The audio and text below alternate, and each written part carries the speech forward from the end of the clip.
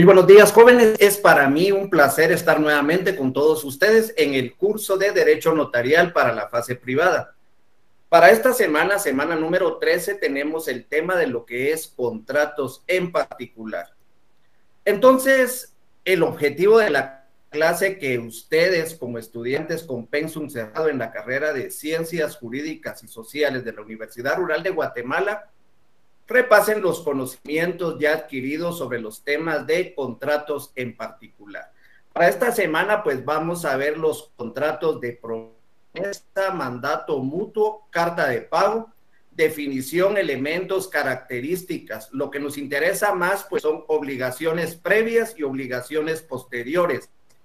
También los impuestos que se deben de pagar en cada uno de los contratos. Claro que si nosotros revisamos el Código Civil y revisamos el Código de Comercio, pues hay un sinnúmero de contratos que prácticamente por el tiempo y por la naturaleza del curso no vamos a entrar a ver.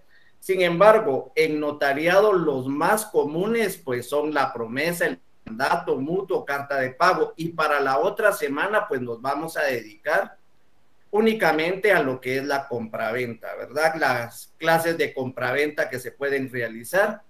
Entonces, empezamos con contrato de promesa. Lo primero que tenemos que ver es la definición del contrato de promesa. Es un contrato preliminar y preparatorio, cuya función y fin es la celebración de un futuro, la celebración en el futuro de otro contrato diferente entre las mismas partes o sucesionarios. ¿Qué quiere decir? Mire, el contrato de promesa, pues podemos tomarlo como un contrato preliminar, un contrato preparatorio donde una parte va a prometer realizar un contrato posterior.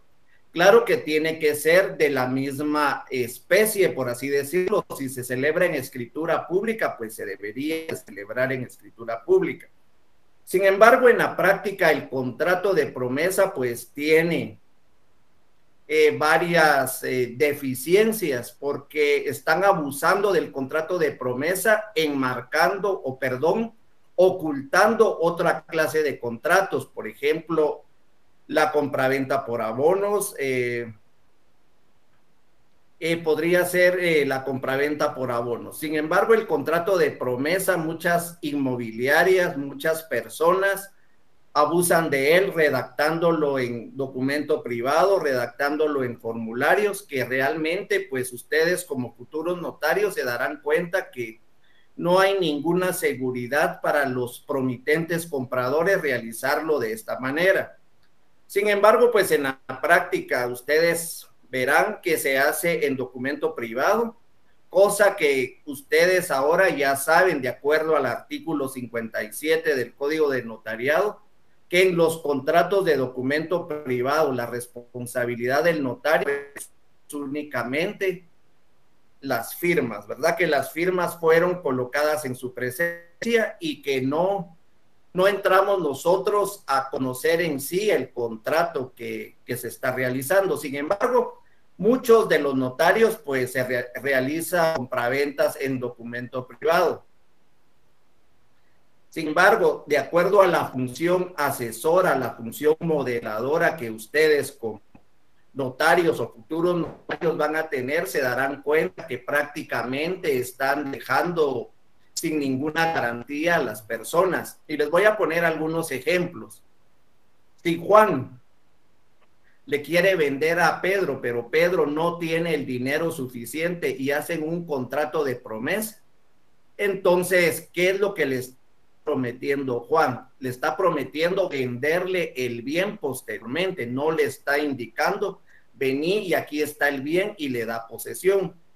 Muchos de los problemas que llegan a nuestras oficinas y ya requiriendo servicios de abogados es de que cuando empiezan con las promesas, piensan que al dar lo que son las arras les tienen que dar posesión del bien. Yo me he topado con varios problemas donde les indican y les piden 40,000 quetzales y el señor pues no se sale de la casa, el promitente vendedor, sino que él sigue en posesión de la casa, incluso sigue rentando, si tiene locales comerciales, en este caso pues sí tenía locales comerciales, él estaba rentando lo que era los locales y seguía en posesión de la casa. Vinieron conmigo las personas y me indican, mire, ¿qué podemos hacer? Tenemos un contrato de promesa. Realmente un contrato de promesa que le faltaba bastante, muy mal redactado, con legalización de firmas. Y yo les digo, miren, el contrato de promesa pues todavía está vigente porque lo hicieron por 15 años, ni siquiera entraron a ver el plazo legal del contrato de promesa, sino que fue por 15 años, dando 40,000 quetzales y tenían que pagar creo que 1,500 mensuales por todo ese tiempo y no tenían la posesión de la casa. Sin embargo, el promitente vendedor pues no está incumpliendo porque la promesa que él hizo en ese contrato fue escriturar cuando terminara de pagar. Imagínense esa inseguridad jurídica que se le da a las personas, que se le da al promitente comprador.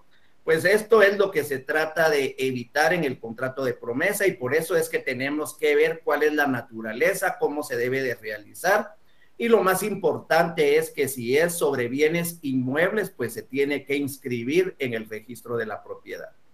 Ahora sí, miremos la definición. Es un contrato preliminar preparatorio cuya función es la celebración en el futuro de otro contrato, o sea que este es el fin primordial del contrato de promesa.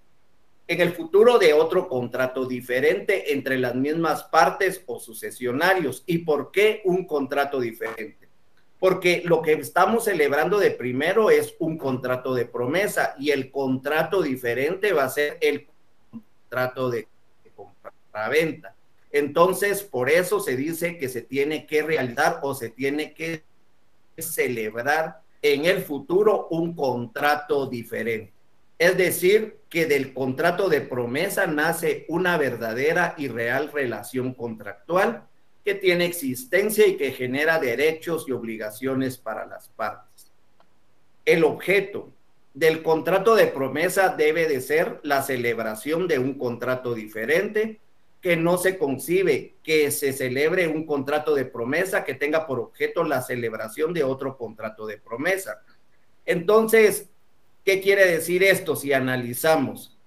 Del contrato de promesa debe ser la celebración de un contrato diferente. Ya vimos que es la compraventa.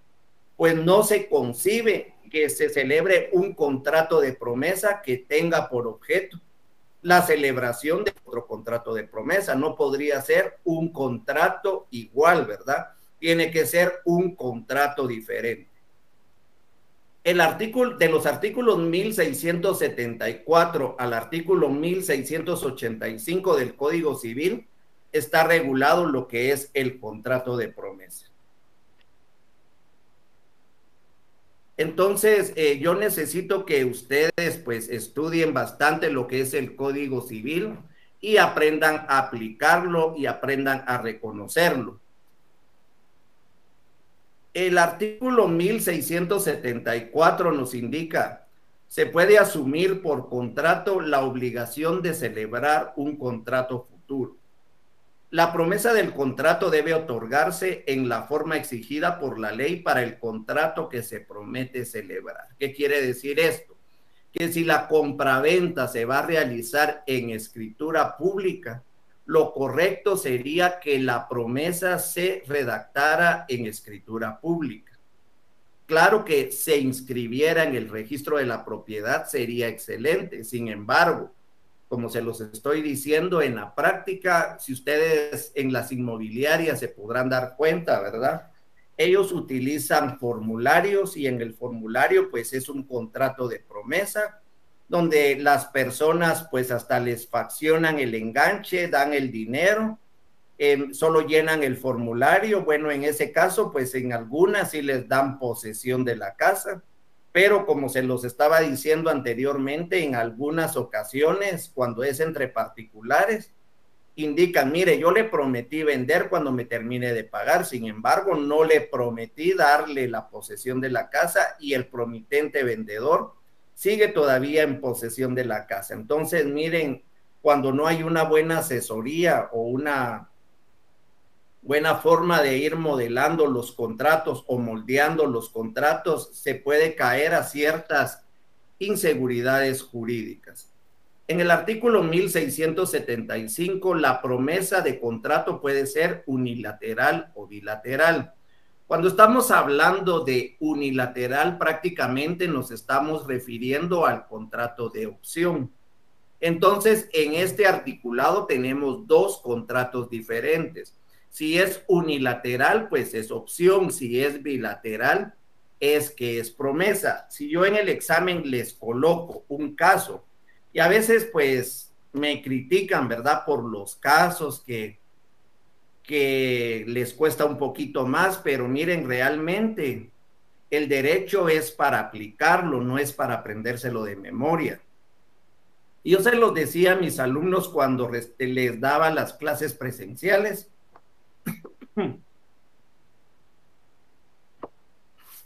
Perdón. Miren que a su oficina pues no van a llegar personas a preguntarles, mire, me puede dar la definición del contrato de promesa, y ustedes con mucho gusto, es un contrato preliminar, preparatorio, cuya función, etcétera, etcétera, etcétera, y ya les pagaron sus 500 quetzales, 600 quetzales, 100 quetzales o lo que ustedes quieran cobrar. Entonces, a mí me interesa más que ustedes como, perdón, que ustedes como futuros notarios pues aprendan y traten de adecuar esa función modeladora, porque las personas llegan con uno y les empiezan a contar sus problemas, qué es lo que ellos quieren, ustedes se podrán dar cuenta, ustedes van a asesorar, van a tener esa función modeladora para adecuar las ideas de las personas en un contrato establecido, ¿verdad? Entonces, yo sé que a veces, pues, a la hora de ver casos o de ver cosas así, pues ustedes al principio, pues, sienten que es muy difícil, pero si ustedes empiezan a analizar y analizar, se podrán dar cuenta que todo lo que hemos estudiado, incluso los que se han conectado todos los domingos, yo les puse y les di el ejemplo, así como les estoy hablando ahorita, que les digo Juan y Pedro, Pedro y Juan, y así les voy explicando los contratos, así se los he colocado. Entonces, como se los he dicho siempre, tienen que estar asistiendo o estarse conectando a la clase. Yo sé que a veces es tedioso el día domingo, ¿verdad? Ya ahorita a las 6 de la tarde, pues estar conectados y pudieran andar en algún centro comercial paseando con la familia, cenando, que es el único día que muchos tienen de descanso, pues realmente, miren, el sacrificio pues que se va a hacer es únicamente por los meses que duró, no es ni semestre, que son creo que 4 meses y medio, 5 meses por ahí, es el sacrificio que tienen que hacer. Ahorita pues ya solo nos quedan esta y 3 clases más, ya es el sacrificio el que tienen que hacer para después pues recibir la recompensa, que ya es su título de licenciado, abogado y notario. Entonces imagínense con 3 domingos más que ustedes hagan ese esfuerzo de estar por lo menos escuchando, ¿verdad? Y analizando lo que vayamos viendo, y ustedes también pues tienen que ir al Código Civil y a leer, analizar, imaginar, ¿verdad? Si llegan 2 personas y nos preguntan, mire, él me va a prestar a mí dinero y yo quiero que él me lo devuelva, pero quiero que me dé algo en garantía. Ustedes por lo menos ya en su mente están tratando de ver qué contrato es el que pueden realizar. Muchos que ya trabajan con notarios pues dirán, pues es sencillo, ¿verdad? El contrato que se va a realizar. La mayoría pues no, todavía no trabajan con notarios, con abogados. Yo se los he dicho siempre, yo tampoco trabajé y me costaba. Entonces ustedes van imaginando qué contrato es el que se puede realizar. Al tener en la mente qué contrato van a realizar, tienen que tener presente obligaciones anteriores, ¿verdad? ¿Qué obligaciones tengo que cumplir? ¿Qué les tengo que solicitar a esas personas? Redacto el documento, obligaciones posteriores, ¿qué debo yo de realizar? ¿Qué obligación tengo? Tengo que entregar un testimonio especial, ¿cuánto va a tributar ese testimonio especial? Si es de valor determinado, el 2 por millar, no puede exceder de 300 quetzales, si es valor indeterminado, 10 quetzales, ¿qué impuestos va a pagar este contrato? Y todo eso pues lo tenemos que tener así, miren, presentes. Ahí no podemos nosotros llamar al compañero y preguntarle, realmente miren, cuando ya es profesionalmente hablando, ustedes pueden estar compartiendo oficina, pero siempre pues no todos están en disponibilidad de colaborar, ¿verdad? De mandarnos alguna minuta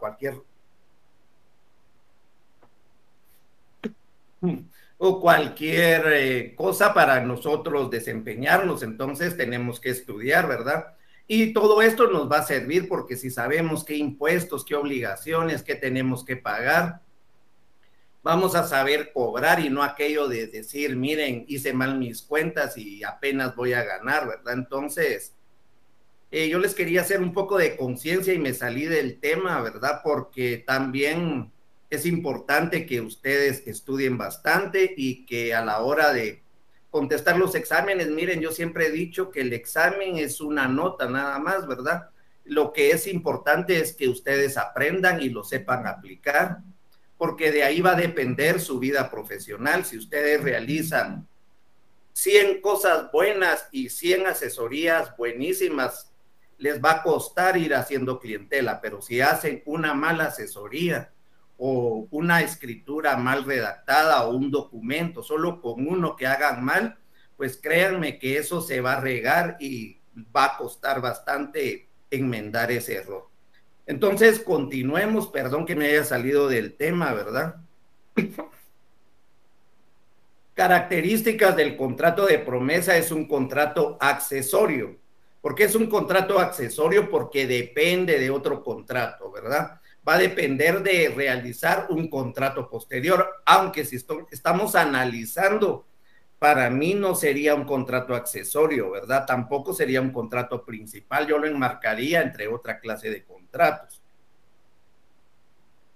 Podemos decir que es un contrato bilateral o es un contrato unilateral. Entonces, si es bilateral, pues ya vimos que se trata de la promesa. Si es un contrato unilateral, es una opción. Un contrato consensual porque se va a perfeccionar con el consentimiento de las partes. A la hora de que ustedes firmen esa escritura, pues se van a dar cuenta de que ahí queda el perfeccionado el contrato, por eso es un contrato consensual. Es un contrato formal porque debería realizarse en escritura pública para que tenga validez, gratuito u oneroso, ya que pueden haber obligaciones y derechos recíprocos, y entre los elementos, como todo contrato, tenemos el elemento personal. El elemento personal, pues, es el promitente vendedor y el promitente comprador. El elemento real, pues, es el bien, ya sea un bien mueble, ya sea un bien inmueble, y el elemento formal es el contrato, como lo van a redactar. En cuanto al incumplimiento, leamos el artículo 1683, 684 y 1685.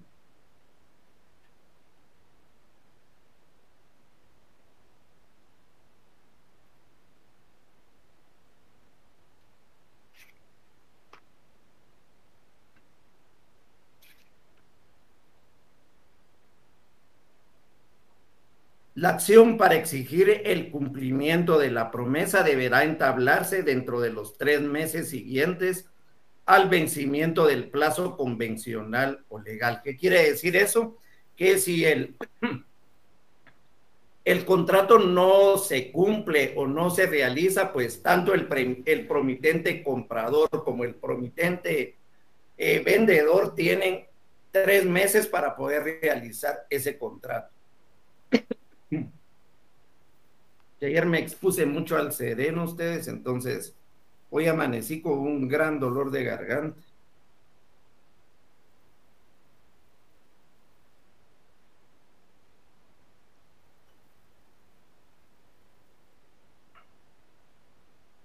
En 1683 nos indica si el promitente se negare a otorgar la escritura para dar forma legal al contrato prometido en su rebeldía, lo hará el juez, salvo que la cosa haya pasado a tercero de buena fe, en cuyo caso la promesa se resolverá en el pago de daños y perjuicios. En el artículo 1684, ahora sí, la acción para exigir el cumplimiento de la promesa deberá entablarse dentro de los 3 meses siguientes al vencimiento del plazo convencional o legal. Vencido el plazo a que se refiere el párrafo anterior para entablar la acción, sin que ésta se haya ejercitado, las partes quedan libres de toda obligación y en este caso, si hubo arras, las devolverá quien las recibió.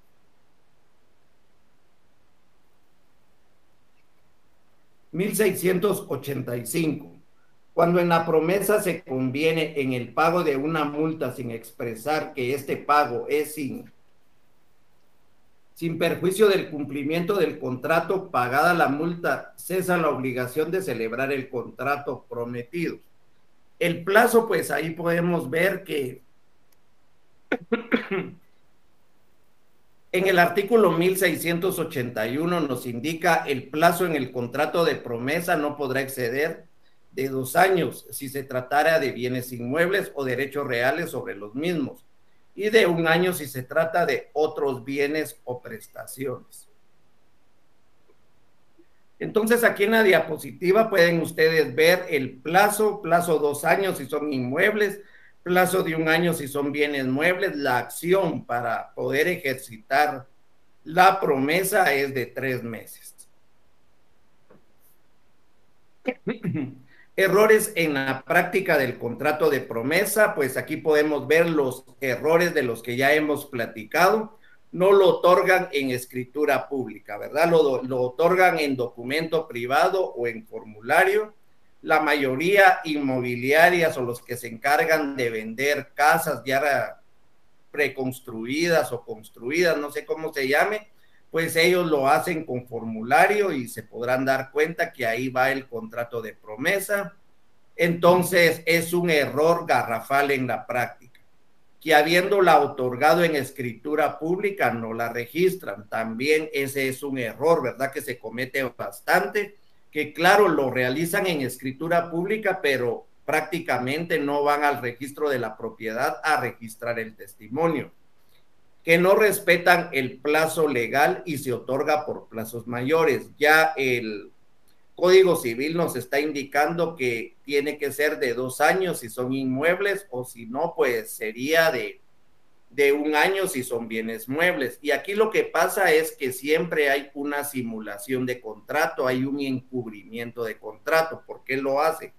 Miren, cuando se realiza un contrato de compraventa por abonos, porque aquí lo que sería es un contrato de compraventa por abonos cuando lo hace una inmobiliaria, ¿qué es lo que sucede? ¿Y qué es lo que están tratando de evitar? Es el pago del IVA, porque cuando son compraventas por abonos se debe de redactar con el precio de la compraventa. Cuando es una compraventa normal, nosotros podemos escriturar con el valor más alto, ya sea en el registro de la propiedad, ya sea en el DICABI o ya sea en el catastro municipal. Entonces vamos a tomar siempre el valor más alto y así pues realizamos nosotros nuestra compraventa. Ahora bien, cuando es a plazos, pues si vendieron la casa en 2 millones, se debe de escriturar en 2 millones.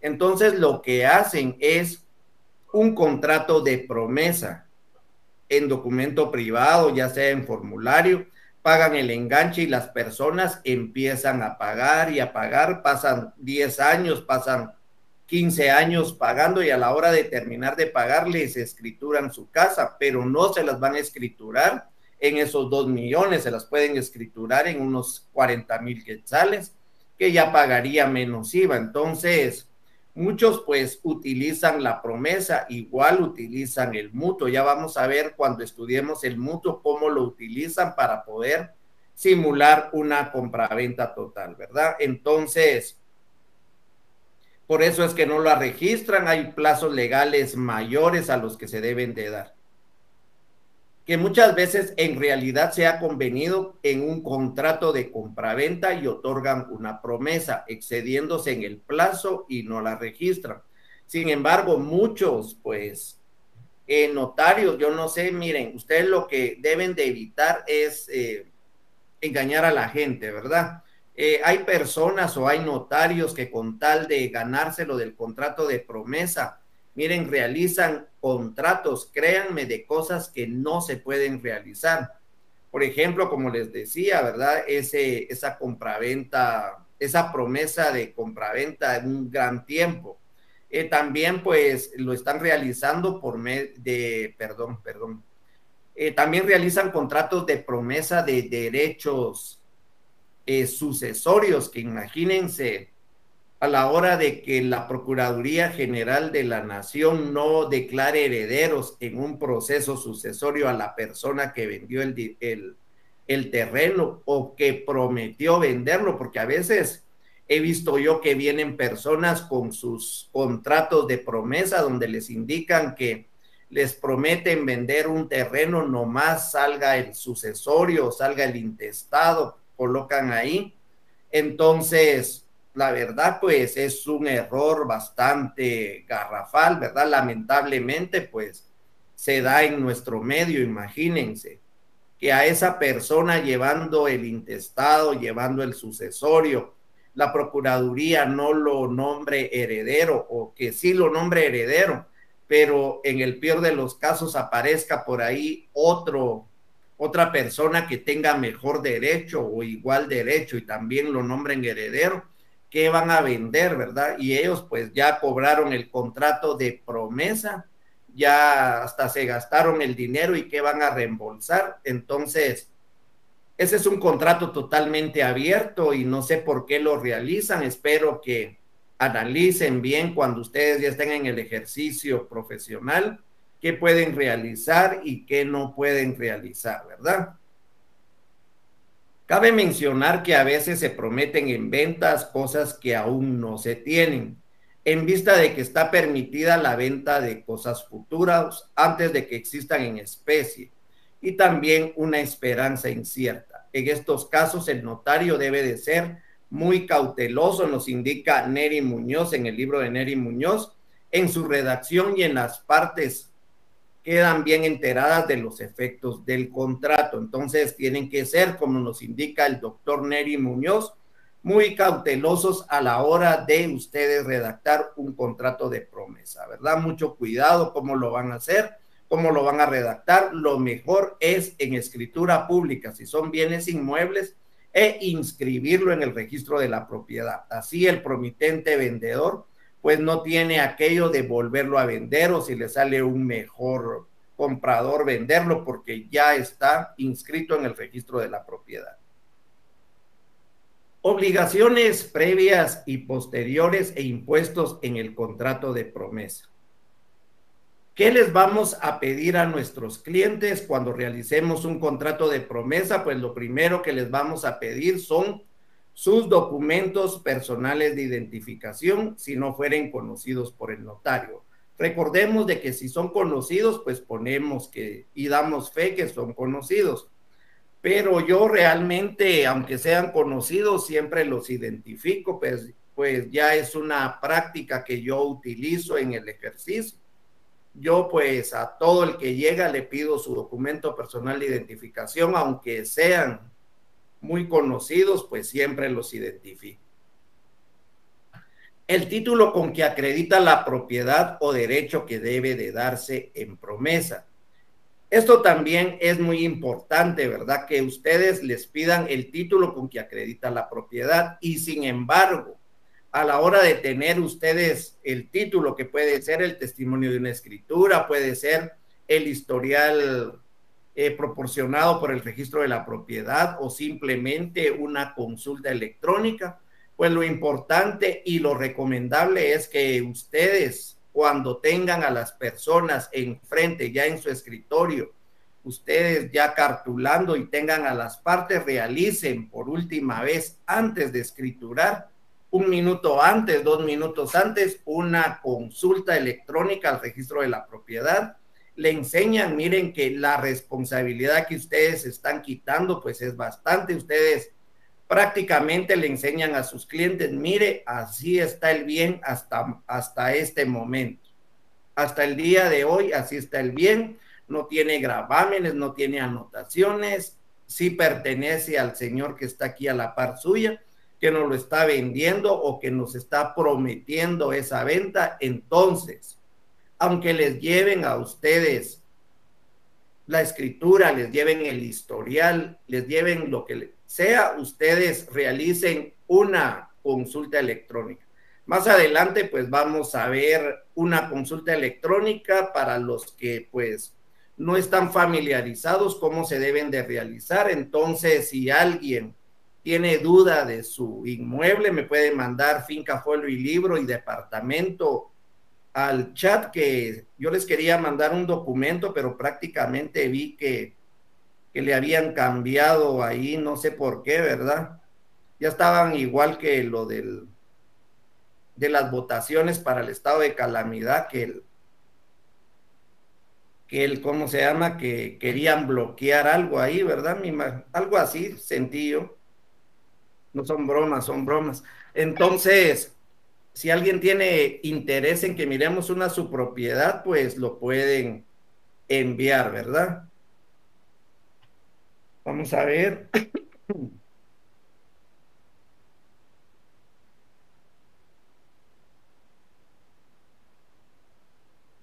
Licenciado, buenas noches. Tengo una duda. Usted indica que para escriturar se toma el valor más alto. Tengo entendido que catastro debe tener el mismo valor del bien que se encuentra registrado en el registro de la propiedad. No, realmente no es así. Lo que pasa es que, miren, pues, si ustedes, pónganle que su abuelo compró el terreno hace 20 años, él lo pudo haber comprado en 200 quetzales, y ustedes hacen la consulta electrónica y se darán cuenta que en el registro de la propiedad, pues está que lo compró en 200 quetzales, y ese es el valor que tiene el registro de la propiedad. Sin embargo, cuando la municipalidad, con tal de que pagaran YUS y fueron a valorar su terreno, le colocaron otro precio. Entonces sí varía. Miren, entre la municipalidad y DICABI, pues casi siempre encontramos el mismo precio. A veces no encontramos nada en DICABI porque los notarios no dan el aviso a DICABI después de una enajenación o el traspaso de un bien inmueble. Entonces casi no encontramos el valor en el DICABI.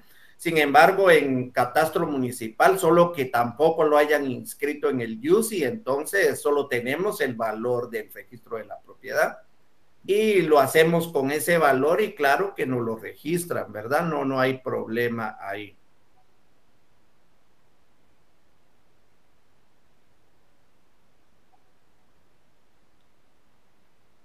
¿Verdad? Entonces, obligaciones posteriores, razones, los títulos de documentos que se tenga a la vista y cuyo contenido sufra modificación en virtud de la escritura autorizada. Entonces, si tienen ustedes el testimonio, digamos que este sea un testimonio, nosotros lo vamos a razonar y vamos a colocar razón. Este bien ya se prometió en venta mediante escritura pública tal y tal, autorizada por el infrascrito notario de fecha, pues la fecha en que se hizo la escritura, conste la razón y el sello, y ustedes están razonando el testimonio, ¿verdad? Testimonio especial al Archivo General de Protocolos, 25 días hábiles, ¿qué va a pagar? Entonces, si es de valor determinado, porque en este caso sí es de valor determinado, entonces van a pagar el 2 por millar de timbre notarial, sin excederse de 300 quetzales, porque si al hacer la operación les salen 450, solo ponen ustedes 300 quetzales. Testimonio para el cliente, el cual se presenta en el registro de la propiedad con duplicado. Entonces, ¿qué impuesto se paga en el contrato de promesa? Pues se paga el timbre fiscal de 50 quetzales. Aquí lo tenemos más abajo. En el testimonio especial se cubre el timbre notarial por tratarse de contrato de valor determinado, que es del 2 por millar sobre el valor del contrato, no debiendo exceder del límite máximo de 300 quetzales. Testimonio para el cliente, aquí se cubre el impuesto del timbre fiscal, que es de 50 quetzales,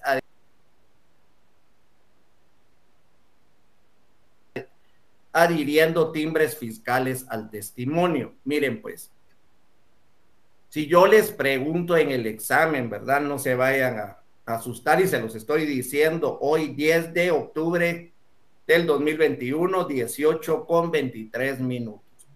Si yo les pongo en el examen, mire, usted redactó un contrato de promesa cuyo valor nominal es de 500,000 quetzales. ¿Puede usted indicar qué impuesto debe de pagar en el testimonio que se va a entregar al cliente? Ustedes, pues, al ver cuál es el testimonio que se entrega al cliente, ya vimos los testimonios. El testimonio especial lo tienen que entregar al Archivo General de Protocolos. Entonces, ¿qué impuestos paga el testimonio especial? 500,000 quetzales es el valor. ¿Qué impuesto paga el testimonio especial? Espero sus respuestas ahí en el chat, así vamos nosotros pues interactuando en la medida que se puede. 500,000 quetzales, valor del contrato, ¿cuánto se paga de testimonio especial? Contrato de promesa de compraventa. ¿Y cuánto se paga en el testimonio que se le entrega al cliente? ¿Cuál es el que se le entrega al cliente? Primer testimonio. Yo aquí les estoy colocando. En el testimonio especial se cubre el timbre notarial por tratarse de contrato de valor determinado. Es el 2 por millar sobre el valor del contrato, no debiendo de exceder el límite máximo de 300. Testimonio para el cliente, aquí se cubre el impuesto de timbre fiscal que es de 50 quetzales, adhiriendo timbres fiscales al testimonio. Entonces, 500,000 quetzales es el valor del contrato de promesa. Pregunta, háganlo ahí rápido, ahí con su teléfono. ¿Cuánto paga el de testimonio especial y cuánto paga de primer testimonio? En lo que lo hacen, pues yo continúo aquí, ¿verdad? Ejemplo de contrato de promesa de bien inmueble en escritura pública utilizando mandataria como promitente vendedora. Este pues fue un contrato que realicé, no me recuerdo, en el 2019. Entonces, pues con mandato, ¿verdad? Entonces, la promitente vendedora, pues utilizamos lo que era el mandato. Miremos si ya tengo respuestas.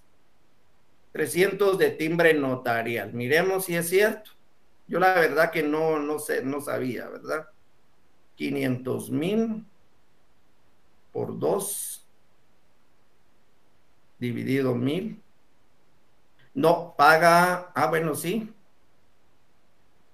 paga 300 quetzales porque nos salen 1000 quetzales y entonces tiene que pagar 300 quetzales porque no puede exceder de 300 quetzales. ¿Está bien ahí el compañero? Porque el valor máximo no debe de ser mayor a 300 quetzales ni de un quetzal. Yo no les puedo poner en el examen cuánto paga de testimonio especial, yo les puedo poner cuánto paga de impuesto el testimonio que se entrega al Archivo General de Protocolos. Pero si ustedes analizan cuál es el testimonio que se entrega al Archivo General de Protocolos, el testimonio especial, ¿verdad? Entonces es cuestión de que ustedes vayan analizando, ¿verdad? Entonces, pues ahí no tenemos mayor problemas. Sí, porque sepa. ¿Y cuánto paga de testimonio o primer testimonio? Esos 500,000 quetzales.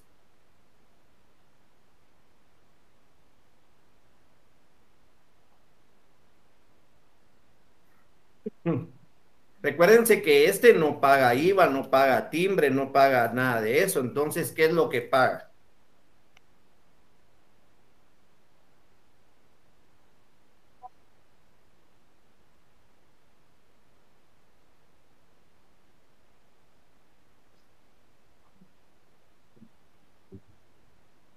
Bueno, ya me contestaron el testimonio especial, ahora estamos en el primer testimonio, ¿verdad?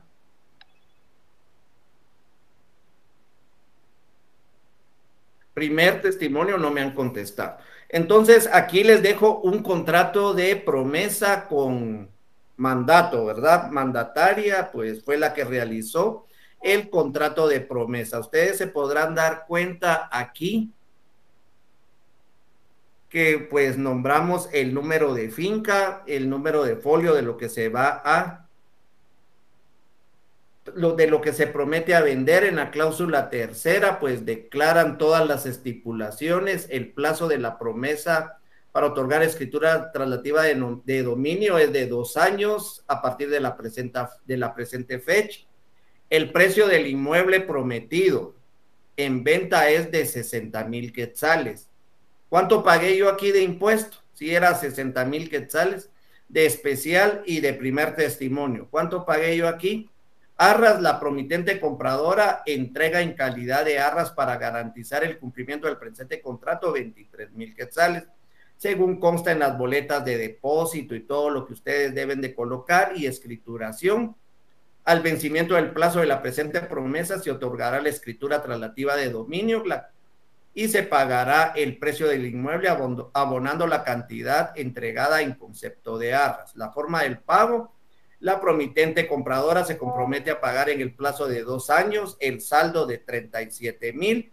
Prácticamente era como una compraventa por abonos, como yo se los decía, pero aquí fue en el plazo, por eso fue que lo coloqué como promesa, no lo coloqué como compraventa por abonos. ¿Por qué? Porque no, estos 37,000 se iban a pagar en un solo abono, ¿verdad? Muy buenas noches, Lick. Una pregunta: ¿se puede realizar un contrato de garantía hipotecaria entre personas particulares? En la práctica se da mucho también que para garantizar una deuda con una persona particular, muchos notarios faccionan un contrato de compraventa. Miren, realmente he visto esta práctica. El contrato idóneo es un contrato de mutuo con garantía hipotecaria. Lo pueden realizar entre particulares y lo pueden realizar con una institución bancaria, con un prestamista, con una financiera, con cualquier persona que les quiera prestar el dinero. Sin embargo, he visto en la práctica que muchos prestamistas, como así se les llama, hacen contrato de compraventa, pero esto es una simulación total. Yo ya llevé un proceso en el juzgado de Antigua donde se dejó sin efecto esa compraventa porque había una simulación. Lo que se realizó era un mutuo con garantía hipotecaria. Sin embargo, los prestamistas y los notarios pues se aprovechan, ¿verdad?, de la necesidad de las personas que a veces por un préstamo de 35,000 quetzales y ellos con tal de evitarse un mutuo, porque del mutuo viene el juicio ejecutivo en vía de apremio, se recordarán ustedes, y viene todo lo que es el remate y todo lo que tiene la vía de apremio, ¿verdad?, para poder cobrar ese dinero, la adjudicación del bien y así. Entonces lo que están realizando es una compraventa y a la hora de que les paguen, les devuelven el bien. Pero nunca se han puesto a pensar los notarios. Recuérdense que ustedes como notarios deben de garantizar a las dos partes, ¿verdad? Tienen esa función, ¿verdad? Ustedes de ser imparciales, tienen que dar garantía tanto a A como garantía a B. Entonces, miren, si esta persona que se le realizó la compraventa ya sea el dueño porque él prestó el dinero y fallece, yo no creo que los hijos digan, sí, mi papá le prestó y algo, ¿verdad? Los hijos lo que van a decir es, este terreno es de mi papá y ya, ¿verdad? Entonces ahí pues, para mí pues no sería así, ¿verdad? En este caso creo que el depósito del banco del impuesto y se adhiere el número de boleta del documento en el cual se ha cubierto el impuesto. Si pudiera enviar las diapositivas de la clase, por favor. Timbre fiscal de 50 quetzales, sí, estamos en timbre fiscal de 50 quetzales. ¿Y dónde puedo encontrar el orden de las cláusulas? Miren, eso es práctica. Entonces, Yo les he colocado, así como esto que tengo en pantalla, es un ejemplo de una promesa, ¿verdad? Ley de timbre forense y timbre notarial 82.96. Ahí estamos. Entonces, miren, la escritura, pues aquí la redacté en papel protocolo, la firma de los otorgantes ante mí y la firma de ustedes. Acuérdense que es antitécnico que coloquen el sello en el protocolo. Ejemplo 2, contrato de promesa de bien inmueble.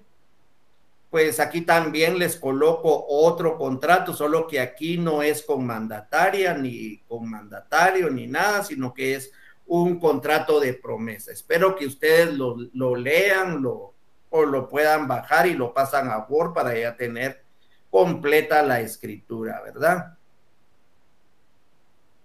Miren, pues, esto me interesa bastante. Lo primero es cómo se presenta un contrato de promesa en el registro de la propiedad. Aquí les coloqué yo una diapositiva, ¿verdad? Una imagen del registro de la propiedad. Miren, pues, antes de nada, antes que todo, no sé, vamos a regresar un poquito.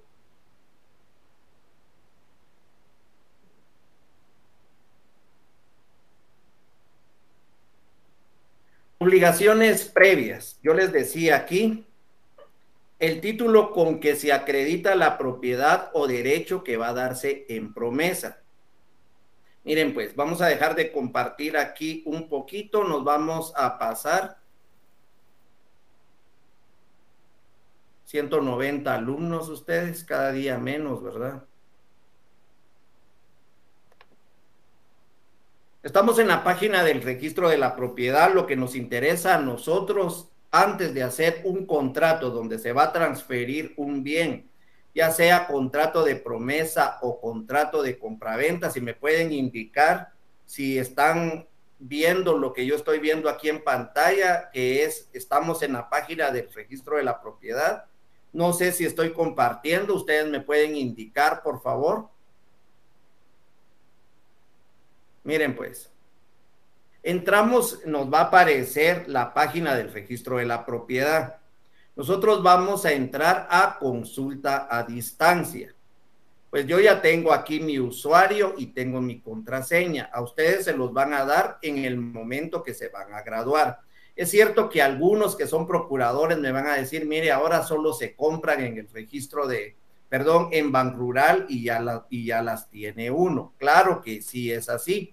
Sin embargo, por no tener usuario y no tener contraseña a la hora de que ustedes compren tantas consultas en el registro de la propiedad y voten lo que compraron, pues no pueden recuperarlas. En cambio, los notarios, pues tenemos un usuario, a veces nos las recargan directamente ahí, pues a veces pues compramos en Banrural y el PIN lo colocamos, ¿verdad? Entonces, esto nos va a salir, ¿verdad? Cuando ya estamos adentro de el registro de la propiedad, tenemos consulta de finca, tenemos recarga de saldo, pues es cuando nosotros compramos esto.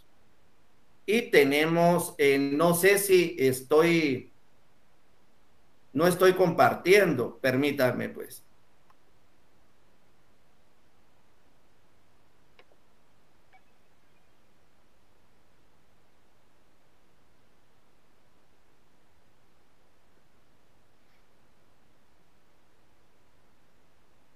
Ahí.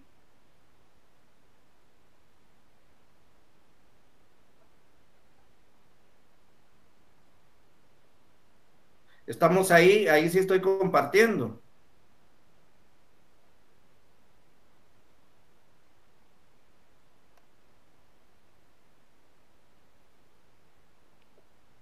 Entonces vamos a...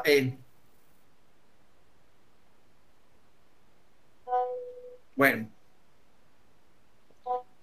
Bueno, entonces tecleamos nosotros en Google o en cualquier servidor que ustedes pues tengan registro de la propiedad. En mi usuario, pues aquí lo tenemos con mi correo, tenemos la contraseña, le damos ingresar. y estamos adentro del registro de la propiedad y aquí podemos ver varias ventanas. Tenemos consulta de finca, recarga de saldo cuando compramos consultas electrónicas. Las consultas electrónicas pues nos cuestan $1 y nosotros pues si hacemos un negocio pues prácticamente no nos cuesta nada para la seguridad que le damos a nuestros clientes y nuestra propia seguridad, ¿verdad? Entonces entramos a consultas de fincas. Como nadie me mandó un número de finca, no sé, vamos a escoger a alguien que me mande un número de finca porque yo tengo algunos que, pero no tienen mayor cosa, ¿verdad? A mí lo que me interesa es uno que tenga anotaciones, que tenga lo que sea. Alguien que quiera mandar su número de finca, folio y libro.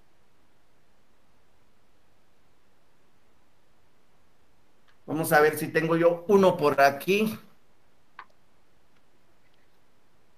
Claro que si conocen a las personas, por favor, ¿verdad? Son prudentes ustedes.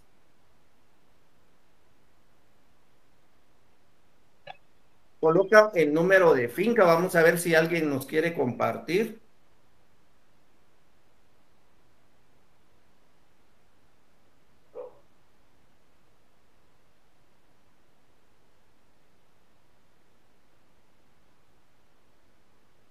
Bueno, no tenemos. Entonces, vamos a ver número de finca, folio, ustedes pues lo tienen que ver, ya sea del título que les lleve, o a veces se los indican, ¿verdad? 8E del departamento de Zacatepeques. Me voy a gastar una consulta solo por fines pedagógicos, ¿verdad? Miren, pues entonces aquí ya estamos adentro de la finca del registro de la propiedad y aquí pues tenemos lo que son inscripciones electrónicas, tenemos hipotecas, tenemos documentos históricos, tenemos otras operaciones y tenemos el libro mayor. Sin embargo, pues a lo que nosotros nos interesa son los derechos.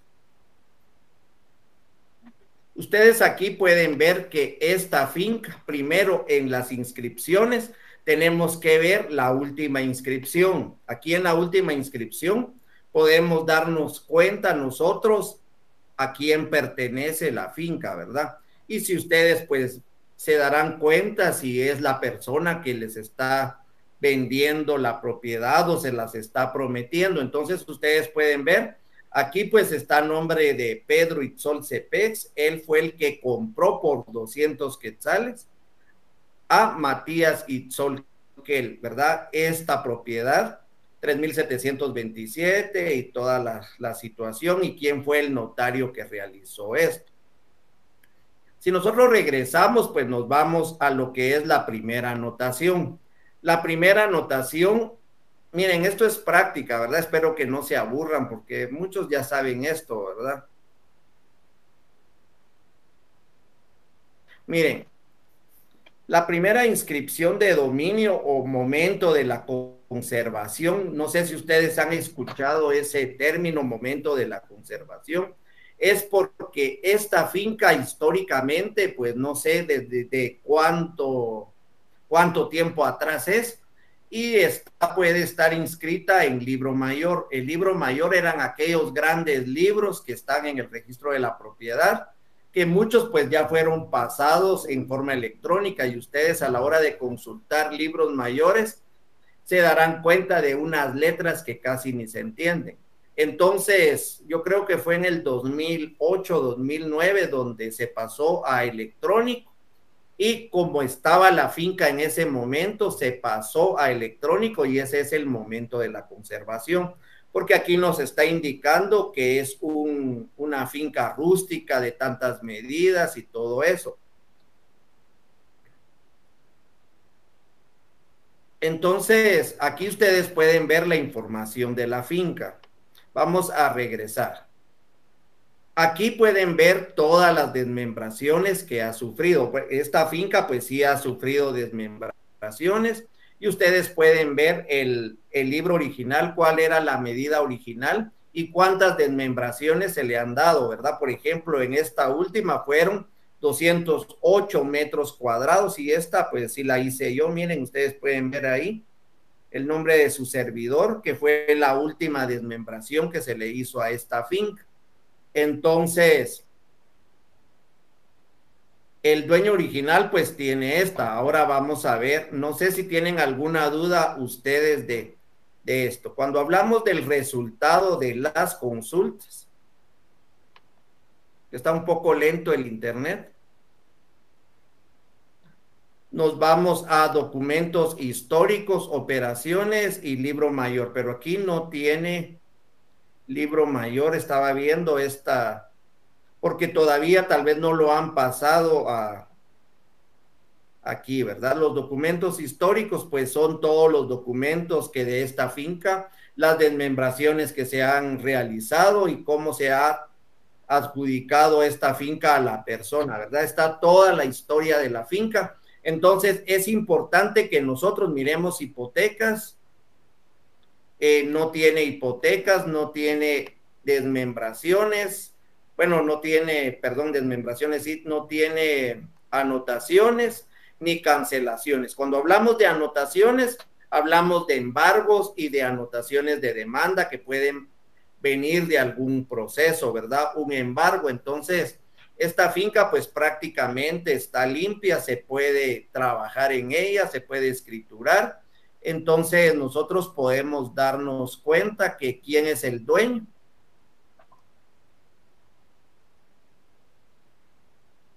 Miremos en derechos. El dueño pues es la persona que aparece aquí. Si él quiere desmembrar otro pedazo, pues nos tiene que llevar. Nosotros miramos y vemos cuál es el número de finca. Y ya estas desmembraciones son fincas nuevas. Entonces, pues aquí no nos confundimos. Voy a salir de aquí, voy a dejar de compartir esto. No sé si tengan alguna pregunta ustedes en cuanto a esto. Ahorita vi que me mandaron uno, ustedes disculpen y ya no tengo consultas, porque si no lo hubiera visto, pero le prometo que en la clase de la otra semana que miremos la compraventa, aunque aquí tengo yo una duda, miren, el libro es de Quetzaltenango, la compañera que me lo envió. Esta consulta se tiene que realizar en el segundo registro, que es el de Quetzaltenango. Yo no sé si todavía, pero yo últimamente ya tengo rato de no hacer una escritura que sea del segundo registro, pero antes no se podían hacer consultas electrónicas, sino que únicamente se podían hacer certificados, ¿verdad? Había que pedir el historial completo al registro de Quetzaltenango, entonces no se podía hacer como aquí, que se podía hacer consulta electrónica. Sin embargo, pues realmente no sé en la actualidad si ya se pueda o ya permita hacer consultas electrónicas. Por lo menos este no lo puedo hacer yo desde aquí, porque sería del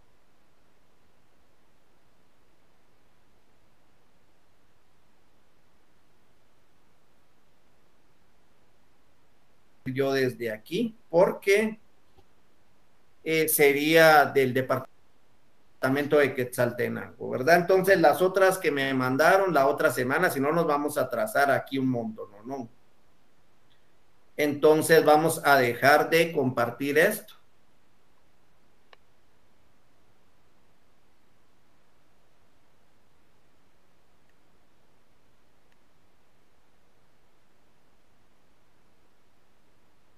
A eso se refiere la obligación previa, ¿verdad? Y que yo les aconsejo siempre hacer esa consulta para que ustedes no tengan problema.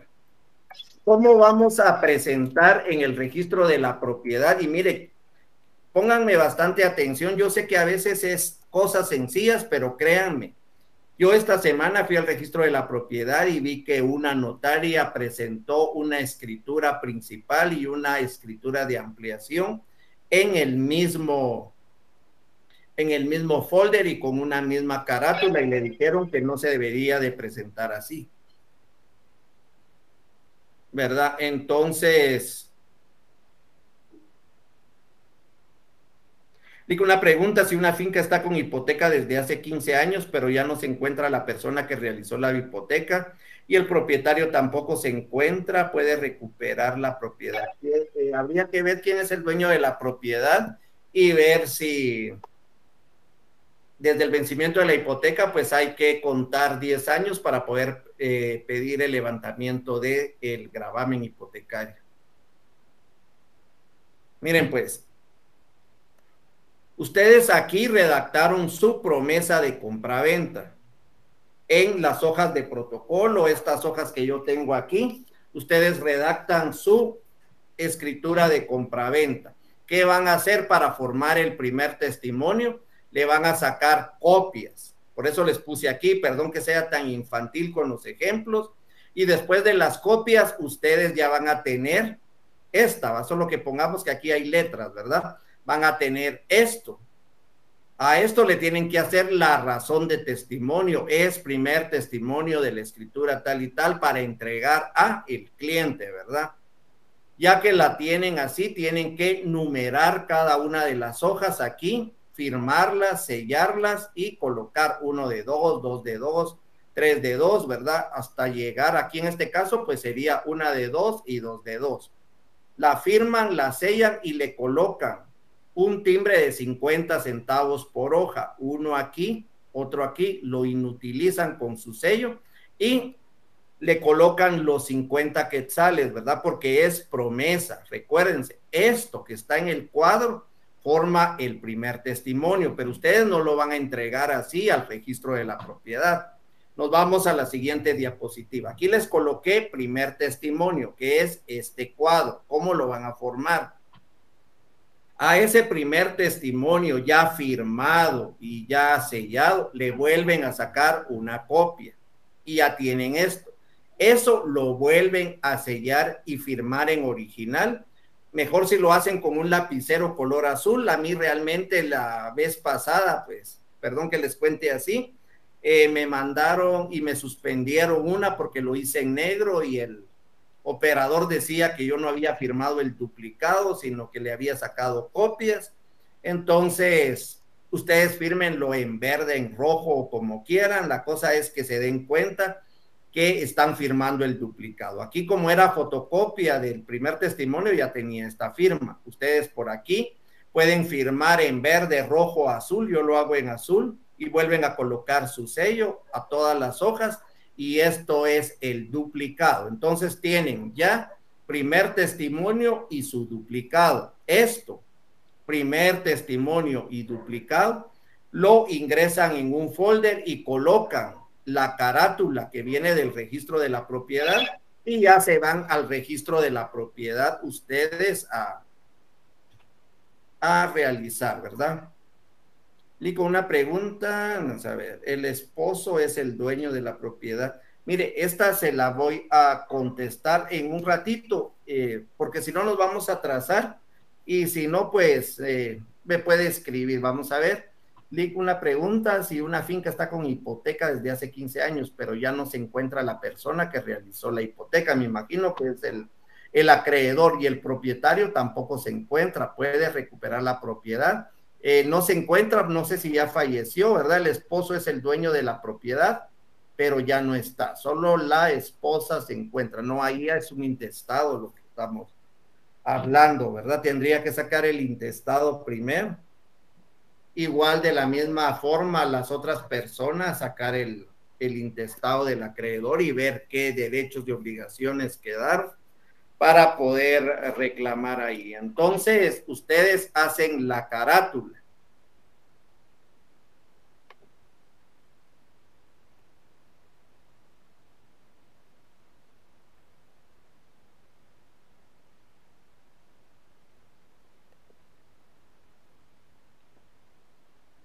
¿Cómo van a hacer ustedes la carátula? Entonces, volvemos a entrar a la página del registro de la propiedad. Vamos a ver si los encuentro, que ya ni me acuerdo ustedes. Servicios.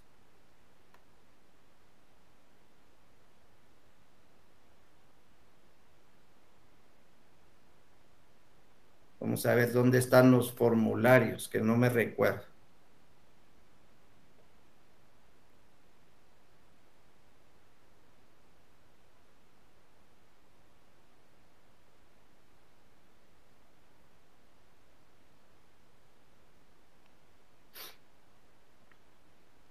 Y entonces entramos a lo que son servicios, le damos formularios en línea, ingresos, y aquí tenemos dos clases de formularios. Si nosotros vamos a ingresar al registro de la propiedad por primera vez, una compraventa, una promesa de compraventa, un mutuo, cualquier otro contrato, lo hacemos con un formulario de primer ingreso.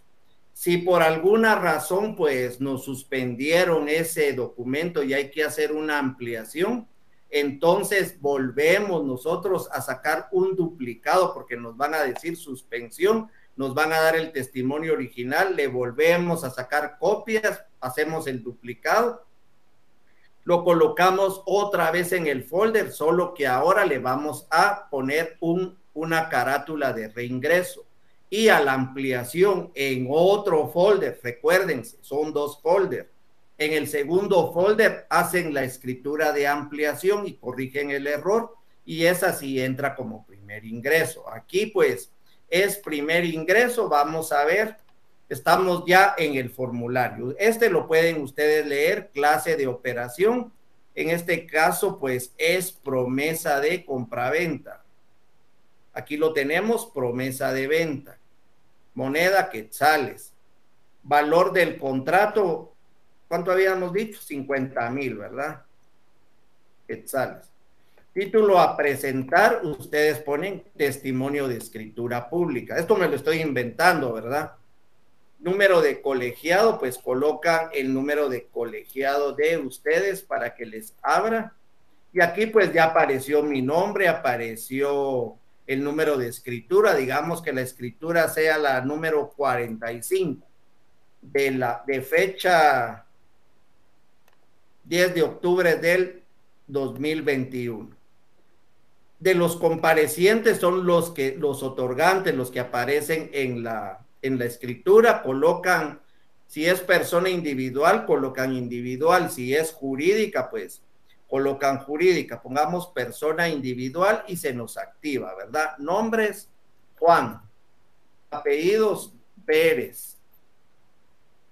DPI si es persona individual, 23 32 55 87 0101. No sé si. Y le ponen aquí CF. O le ponen el NID, ¿verdad? Le dan agregar otro porque tienen que poner el otro, ¿verdad? Y aquí pues colocan María, seleccione individual, porque aquí tengo yo inactivadas las preguntas. Individual, nombre, María. Apellidos, Pérez. DPI, pues colocamos otro DPI, ¿verdad? NIT, CF.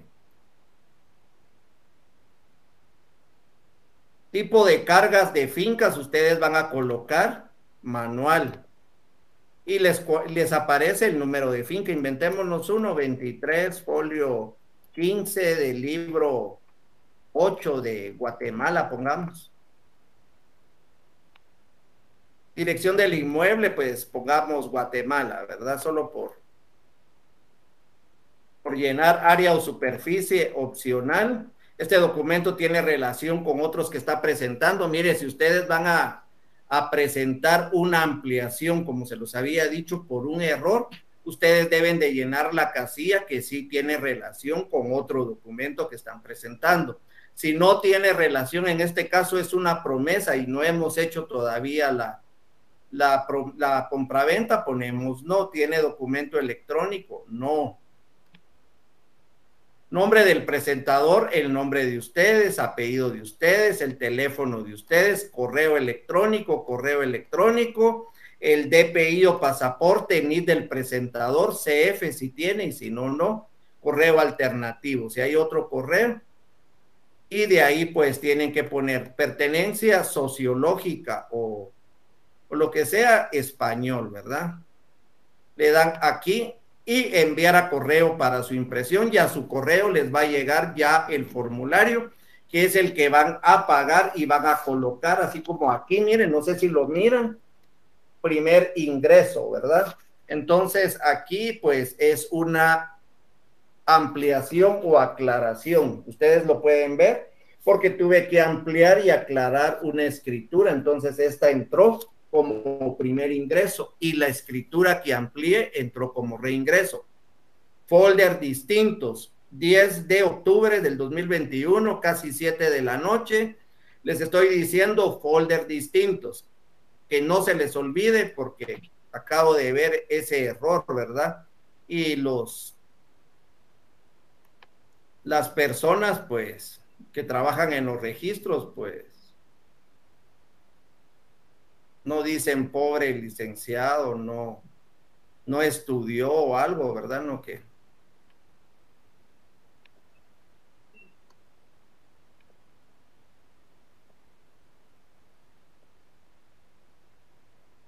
Ejemplo de contrato de promesa en documento privado, de todas maneras no es aconsejable, pero ahí se los coloco. Ustedes pueden ver realmente, ¿verdad? Que nosotros, José Gaspar Huarcas, Francisco Cumes, María Dominga, contrato privado de promesa de compraventa. Entonces, se redactó la firma legalizada. ¿Qué hizo el notario ahí? El notario podrá responder de todo esto, no puede responder de todo esto, ¿verdad? Legalmente estamos exonerados. ¿De qué vamos a responder nosotros? De que ellos colocaron su firma en nuestra presencia. Imagínense cómo vamos a dejar a nuestros clientes así, ¿verdad? Con esa inseguridad jurídica. Recuérdense, la Constitución Política de la República habla de la seguridad jurídica, y entre la seguridad jurídica está la que realizamos nosotros los notarios, ¿verdad? Entonces habla de seguridad, y entre esas está la seguridad jurídica que vimos en la primera clase. Contrato de mandato, espero que nos dé tiempo, ¿verdad? El contrato de mandato. Vamos a ver, tengo preguntas aquí. Yo le envío, link, ahora se lo envío, registro 127, no me puso el departamento. Es posible en el segundo registro de la propiedad cualquier consulta. Gracias al compañero que me escribió esto, ¿verdad? Porque yo sí, la verdad que en el segundo registro más que todo lo utilizo para inscripción de testamentos y solicitud de testamentos en los intestados. Tengo rato de no presentar una escritura en el segundo registro. Antes no se podía realizar consultas, solo teníamos que pedir una certificación para ver que estuviera bien el bien inmueble. Ahora sí se puede, nos dice el compañero o compañera. Gracias, ¿verdad?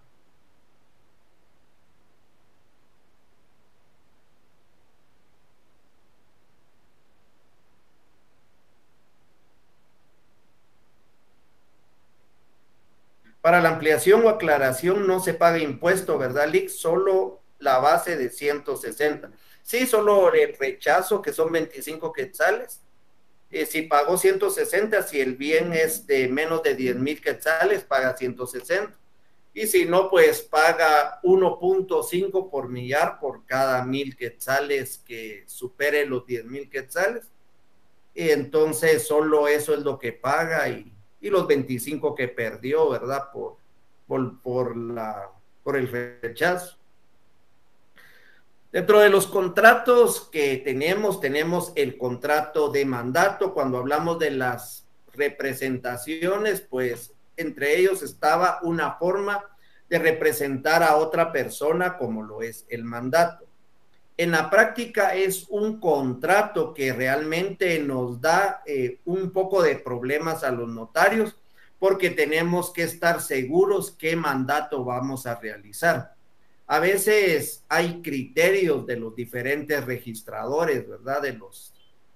De registro de poderes, donde se van a inscribir los mandatos. Y yo se los digo porque he realizado mandatos, los presento en la delegación de Zacatepeques, me los suspenden, Lo malo es que ahí sí pierdo los 130 quetzales. Claro que los puedo recuperar, pero la recuperación pues se tiene que hacer mediante formulario, se tiene que tener una cuenta monetaria en el banco GIT, Industrial o Banrural para poder nosotros solicitar, ¿verdad? Ahorita estoy en las diapositivas, sí, eso es lo que estoy transmitiendo, ¿verdad?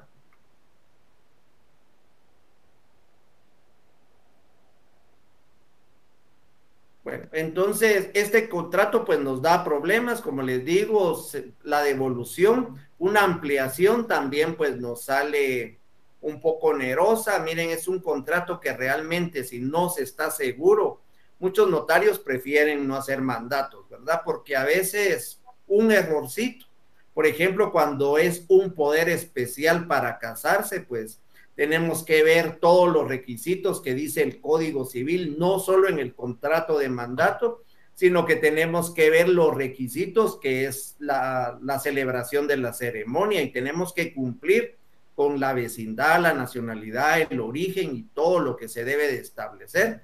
Entonces, si nosotros no estamos seguros de qué clase de mandato, pues realmente nos da problemas. Por ejemplo, hay personas, y por eso es que muchos notarios no lo realizan, que hacen un mandato, por ejemplo, un mandato general, ¿verdad? O un mandato general con cláusula, con representación y ponen que puede vender, donar y todo, pero la donación se necesita una cláusula especial. Imagínense que el mandante ya esté en otro país y ustedes lo llamen, mire, no pasó el mandato, pues realmente es una verdadera pena. Entonces tienen que estar segurísimos cuando hagan un contrato de mandato. ¿Qué mandato es? Entonces vamos a empezar. El mandato general, clases de mandato, ¿qué es el contrato? Perdón, ya me pasé yo ahí. Contrato que tiene lugar cuando una persona da a otra el poder que ésta acepta para representarla al efecto de ejecutar en su nombre y por su cuenta un acto jurídico o una serie de actos de naturaleza. El mandato puede ser gratuito, puede ser oneroso, puede ser general porque comprende todos los negocios del mandante y es especial si se refiere a negocios determinados. Del mismo modo también hay mandatos con representación y mandatos sin representación. Aquí en Guatemala, el 99.95 de mandatos es con representación. Yo realmente nunca he realizado un mandato sin representación. El mandato con representación es que yo hago los actos en nombre del mandante, ¿verdad? No puedo hacerlos en nombre mío. Tenemos mandatos generales, tenemos mandatos especiales y tenemos mandatos judiciales. Entonces, ¿cuál nos va a servir? También tenemos grandes combos, ¿verdad? Que puede ser mandato general con cláusula especial y judicial. Nosotros tenemos que armar este contrato que realmente, pues en la práctica a veces se complica un poquito. Características: gratuito u oneroso, ¿verdad? Se tiene que especificar si se va a pagar al mandatario o si lo va a hacer en forma gratuita. Unilateral o bilateral, porque pueden comparecer el mandante y el mandatario. Si comparece solo el mandante, pues después en otra escritura debe de existir la aceptación del mandatario. Intuito persona, pues ustedes sabrán cuál es esta característica en los contratos. Yo creo que les venía una pregunta sobre esto. Es que se tiene plena confianza en esa persona. Por eso yo no puedo nombrar a cualquier persona de mandatario. Tengo que nombrar a alguien que yo le tenga mucha confianza. Solemne. ¿Por qué solemne? Recuerden los contratos que se deben de realizar en escritura pública: mandato de renta vitalicia, donación entre vivos y la sociedad, ¿verdad? Entonces, esos son los contratos solemnes. Terminación del mandato. Entonces, en el artículo 1717 nos indica por qué termina el mandato. Y aquí tenemos que nosotros dar una buena asesoría a nuestros clientes. A veces llegan las personas y piensan que, pónganle, un familiar ya está por fallecer y hacen un mandato, los notarios les hacen un mandato, pero pues no les explican, o tal vez el notario no sabía o no estudió o algo, ¿verdad? Algo pasó que no les explicó que el mandato termina con la muerte del mandante o del mandatario, y ellos piensan que como yo tengo el mandato, mi papá ya murió, pues yo puedo repartirle a mis hermanos eh, el bien inmueble, y realmente pues no es así, ¿verdad? Entonces aquí podemos ver por vencimiento del plazo para el que fue otorgado, por concluirse el asunto para el que se dio, por revocación, ¿verdad? Lo quiere revocar el mandante. La revocación del mandato debe de formalizarse en escritura pública y el testimonio de la misma debe de inscribirse en el registro correspondiente, a más de que el mandante debe de notificar la revocación al mandatario y a las personas que tengan interés, por renuncia del mandatario, por la muerte, por la muerte o interdicción del mandante o del mandatario, por quiebra del mandante o por inhabilitación sobreviniente al mandatario, la disolución de la persona jurídica que hubiere otorgado el mandato. Clases de mandato, pues tenemos general, especial, mandato específico. Miren, y aquí también quiero yo hacerles énfasis. Yo presenté un mandato para casarse, ¿verdad? El señor vino y al final se fue, pero dejó un mandatario para que se casara en nombre de él. Sí se puede y sí me lo operaron y todo, pero para muchos es un mandato especial, y yo tuve esa experiencia, ¿verdad? Porque lo presenté en el Archivo General de Protocolos de la capital, me lo suspendieron, me dijeron que no era un mandato especial, sino que era un poder especial. Entonces hice la ampliación y le coloqué poder especial, pero ya no lo llevé a la capital, sino que lo llevé al departamento de Chimaltenango, a la delegación, y ahí me lo vuelven a suspender porque dicen que era un mandato especial y no era poder especial. Tenía que cambiarle el nombre, lo volví a hacer, lo presenté ahora en la de Zacatepeques, en Antigua, y pues ahí pasó lo único, que ese mandato pues ya iba por el triple que tenía que pagar, y sin embargo pues al final sí lo inscribieron, se llevó la ceremonia, se casó la señorita y pues todo salió bien, pero miren los criterios, ¿verdad? Entonces, mandato general es el que se otorga a fin de que el mandatario atienda todos los negocios del poder dante y autoriza al mandatario para la administración de los bienes del mandante. Es el típico poder de administración por el cual el mandatario queda encargado de velar por los intereses del mandante. Característica especial en cuanto a impuestos, este paga 10 quetzales de timbre fiscal en el testimonio que se le va a entregar al mandatario, y estos pues pagan 2 quetzales. Es aquel que se otorga para que el mandatario realice uno o más negocios determinados en su especie o en su género. En esta clase de mandato es el mandante quien detalla, determina las facultades que otorga al mandatario en relación del asunto o tipo de asunto cuya atención le encarga de modo texto. El propio mandato no define su amplitud. Mandato específico, poder especial.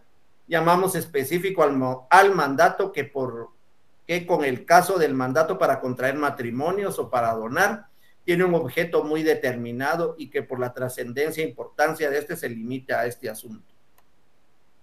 Tenemos el judicial, ¿verdad? Entonces el judicial tenemos que tener presente que se le puede otorgar únicamente a los parientes dentro de cierto grado de ley y a los abogados, ¿verdad? Las personas jurídicas se los van a hacer siempre a los abogados son los únicos que pueden ser mandatarios judiciales. Está regulado del artículo 188 de la ley del organismo judicial, y nos envía, y ahí el artículo 190 nos indica cuáles son las facultades de los mandatarios judiciales, cómo asistir a juicio. Pero recuerden que para las Declaración de parte, tienen que tener una cláusula especial y si la otra parte coloca que no se puede mediante mandatario, pues no lo va a poder realizar.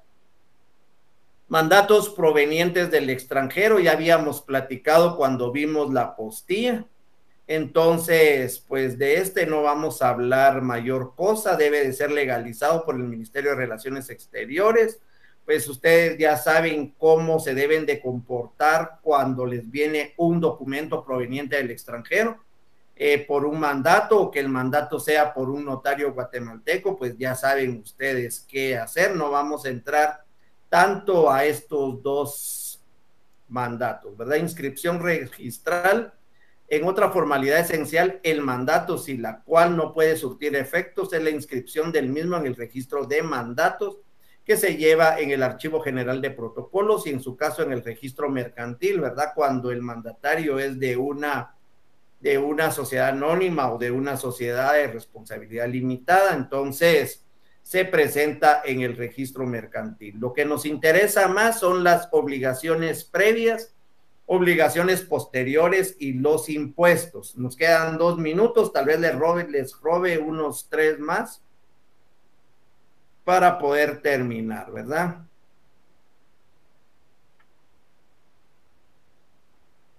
Diferencia entre mandato con representación y sin representación es que en el con representación usted va a actuar en nombre del mandante y en sin representación va a actuar en nombre propio, ¿verdad? Aquí en Guatemala casi no se utiliza.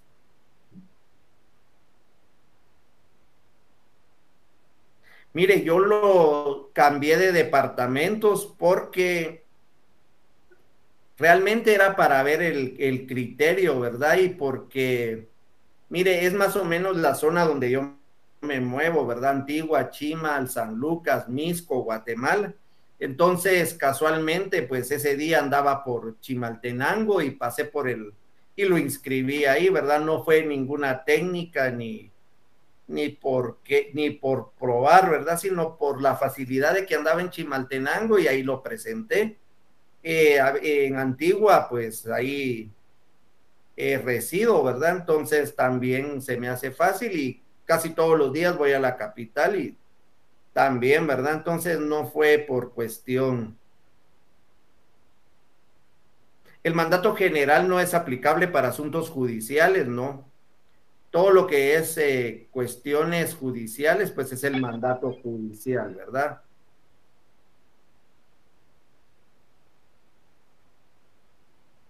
Eh, Vamos a ver si yo creo que ya me pasé y no vi. Miren, obligaciones previas que ustedes deben de cumplir, documentos personales de identificación, eso sí, ¿verdad? De mandante y mandatario, posteriores, siempre testimonio especial, dentro de los 25 días hábiles, testimonio para el mandatario, el cual se presenta al archivo de poderes para su registro, quien cobra por el servicio, los mandatos otorgados. Miren, aquí lo que les va a cobrar el registro de poderes son 130 quetzales. Sin embargo, yo en la diapositiva les coloqué 150 quetzales porque es lo que cobra el registro mercantil si ustedes van a inscribir un mandatario, ¿verdad? Para una sociedad.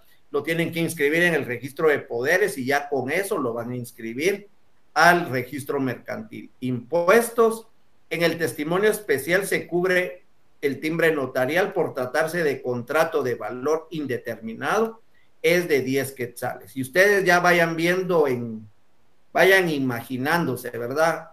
Su examen, ¿verdad? Juan se encuentra en Estados Unidos y quiere que María le compre un terreno. Antes de irse le deja un documento, ¿verdad? Entonces, un documento para que compre en nombre de él o para que venda en nombre de él, ¿qué impuesto debe de pagar como timbre notarial este contrato? Entonces, ¿es valor determinado? ¿Es valor indeterminado? Entonces, ustedes ya van imaginando, es de 10 quetzales. Testimonio para el mandatario se debe de cubrir impuesto de timbre fiscal. Mandatos generales tienen que ver si es un mandato general, 10 quetzales. Judiciales no están afectos y los especiales, 2 quetzales. Timbre de 50 centavos por hoja.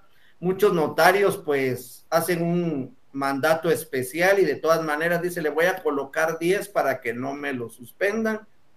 La verdad pues se curan de espantos, pero yo he visto secretarias del Archivo General de Protocolos que a veces murmuran, le colocó 10 de timbre, de plano no sabe o algo, de todas maneras uno queda mal, ¿verdad? No dicen gracias que tributó 8 quetzales más, ¿verdad? Entonces, mejor si están ahí. Entonces, miren, para la otra semana vamos a estudiar el contrato de mutuo, los ejemplos de los mandatos que les tengo aquí, poder especial. Tenemos pendiente también las capitulaciones y la otra semana vamos a ver la compraventa. Todas las clases de compraventa, compraventa total, compraventa de fracción, compraventa de derechos posesorios, compraventa por abonos, compraventa con reserva de usufructo vitalicio.